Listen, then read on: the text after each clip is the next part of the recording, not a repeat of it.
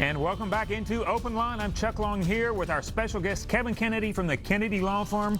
Kevin is answering those legal questions that so many of you have out there. We've got a lot of you on the line. If you are just tuning in, I do encourage you to get on the line, give us a call as quickly as possible so that we can get to as many of those questions as possible. The number's right there on your screen, 737-7587.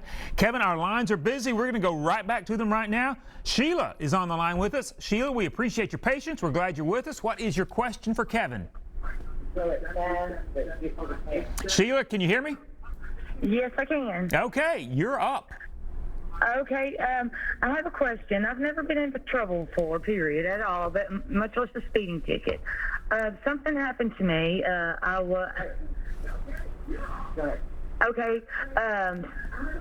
Something happened. I don't know how to put it, but I was robbed in my own vehicle. They drove it. I was raped. I was put in the back seat. I had the guy's girlfriend sit on me, hold me down, blah, blah, that. And I woke up at 10 o'clock the next morning at a store, and I didn't remember what happened. I just could feel the things. I got charged with false report whenever I called the police. And the shell company has it on video with the guy holding my arm at the ATM. And I don't know what to do because I was arrested and had to go to jail for 3 days and for false report. And that's, I understand that. What should I do? Do I have a lawsuit there, or do I need to get a lawyer, or how? What do I do? Okay. I've never been in trouble, so I don't know. Okay, well, let's go to Kevin. Okay, you always get a lawyer. Always get a lawyer. And what happened to you, some people ought to listen because they say, well, I'm going to call the police.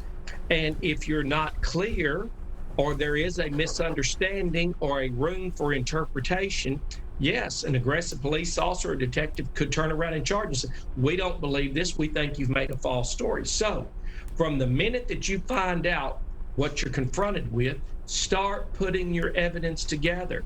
If there is this tape that you've talked about, then you should tell that lawyer, have them subpoena that tape to that court for a criminal charge. It's state of Tennessee versus you, and you can go down and issue a subpoena for the 911 tape or the videotape.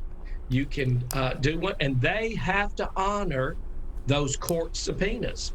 When you get that, you can look at it, and then you put together and piece together the best evidence you can.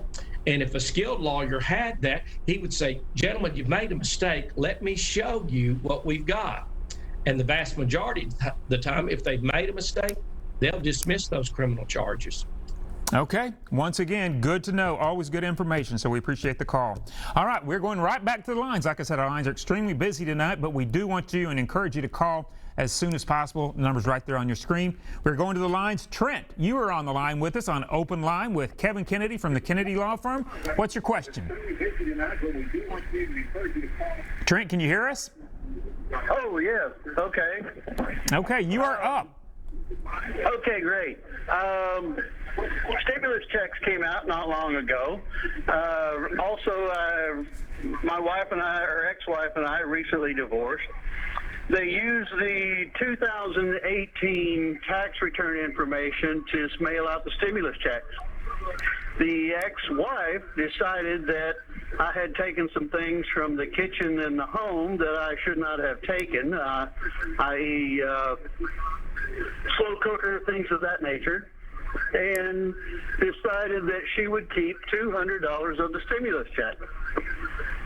I have to believe that the stimulus check had my name on it, that she possibly forged my name to the check and cashed the check through her bank, which I'm not on that account.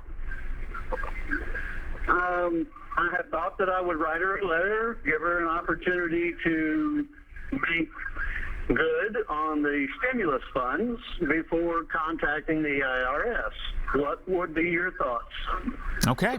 First, okay, if we've had lots of people in your same circumstance, if a check came to you and your spouse, unless you have a power of attorney, you cannot write their name on that check.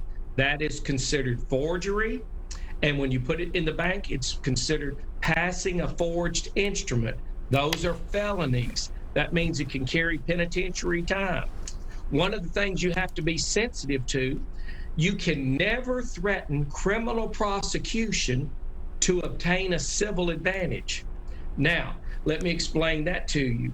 If you're saying, I'm going to have you arrested if you don't pay me my money, that's extortion. Now, it's a small play of words, but very skilled people know how to play this game. So again, there's nothing wrong with a person writing a letter and saying, I want you to put this money in immediately. But when you go to the district attorney, they may say, you've already made the decision. This is not criminal because you were trying to pursue it civilly. So we'll let you go sue her for that. However, realistically, it's criminal. Some people say, I hate to start a war. She did this. Well, then my recommendation is I probably have a conversation with her and then take my steps from there. All right, good to know. And Trent, we appreciate that call. Right back to the phone lines. You are watching Open Line, and right now we're going to the phone lines, and Ronnie is on the line with us. Ronnie, good evening. Do you have a question or a comment for Kevin? Yes, thank you. I wanted to ask because I have my mother's medical power of attorney. If a COVID situation happens, does the hospital have the right to override a POA and make decisions regarding her care? I guess I want to know if they want to override, can they override and make decisions over conservators and those with medical power of attorneys? Okay. It's my professional opinion that when you have a court order that gives you a guardianship, a conservator, you are empowered to make those decisions.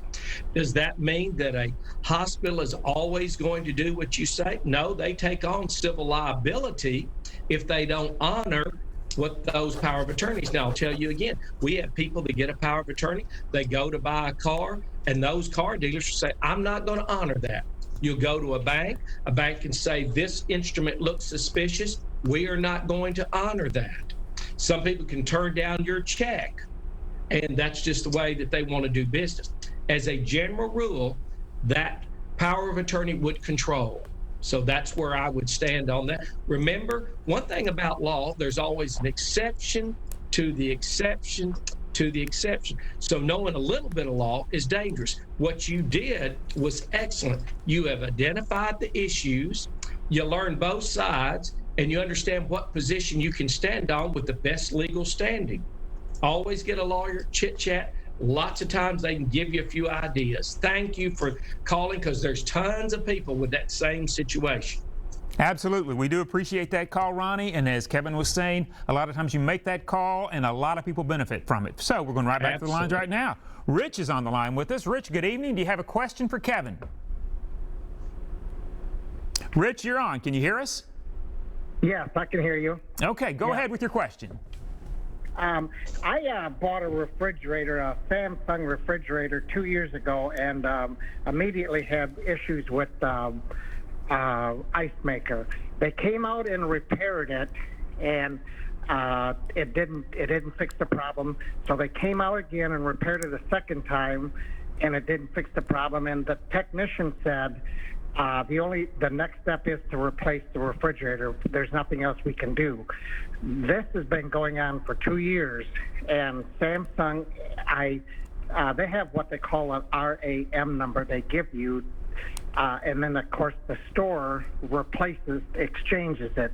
They've done this 3 times, and they constantly keep telling me that the store, Electronic Express, says we've never received any information from them. I've asked them to send me the same email that they send to Electronic Express, and they said they can't do that. But anyway, for 3 consecutive times, they've sent the company an RAM number and gave me the same number, but the Electronic Express never receives it. So it's just a constant thing. It's just, and then they say I'm the one that didn't follow up and do what I was supposed to do to get this done. So they expire the RAM number. Well, here's what I would be looking at if that happened to the Kennedy household. I'd go to the Electronic Express, say, gentlemen, I purchased this. Here's when I purchased it. It's not fixed. I want a new one. And then I would try to talk to the store manager. He's either going to comply or he's going to resist. And if he does resist, then you've got steps that you can take. Number one, you can call the Tennessee Consumer Affairs. When you unleash them, that is a problem for Electronic Express. And again, word of mouth is so powerful now. People can go right on there and say, listen, y'all, they're making representations out here that we're going to fix it or we're going to replace it. That's not really what's happened to me. There's the old saying we've talked about, the squeaky door gets the oil. So most people say, I don't know how to do this, I'm resistant, but I think we would march ourselves in and try to see the store manager. And if that didn't work, I'd go to Tennessee Consumer Affairs and let them file their complaint. Okay. Good to know. And once again, Rich, thanks for that call. We've got a lot of you on the line. If you are just tuning in, we're glad to have you here on Open Line. We are talking to the expert in the legal field. We're talking with Kevin Kennedy from the Kennedy Law Firm. The number's right there on your screen. If you have that question, that comment, 737-7587. Taylor, I know we're going back to the lines. What caller are we going to right now? Okay, Rita. Excellent. Okay, Rita, you are on the line with us here on Open Line. Do you have a question or a comment for Kevin? Yes, I do. Kevin, I was mentioned in a will on a rough draft where it already been printed up and everything, even on a piece of paper and signed by this person's personal assistant. And then it was given to another lawyer to finish that estate. And they say he didn't sign it. There's like 3 or 4 different lawyers that know that I was mentioned in that will to receive something. Do I have a chance of getting what he was wishing for me to have? Here's what we always like to say. You always are going to have to advance your cause. Certainly, the more witnesses and the more evidence you have, what would a reasonable person under those circumstances have? If they had several witnesses, oh yeah, she always loved Kevin, and but they had a falling out there at the end. Well, that's something to evaluate if they have that. But again, I would say yes, and if it's substantial, lawyers would say yes.